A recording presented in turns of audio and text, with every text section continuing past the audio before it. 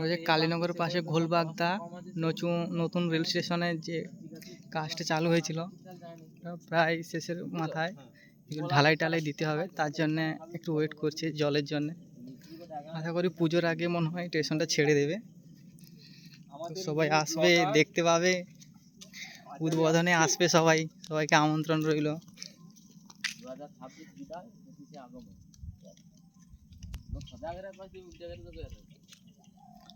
না আমি first blogger না।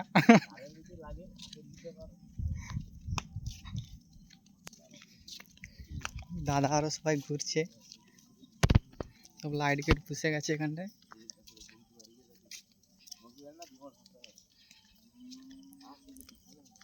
কাকু লাইট ফাইট জ্বলবে তো নাকি? না জ্বলবে। এই যে ইঞ্জিন না একটু আছে জ্বলার জন্য এত কিছু কি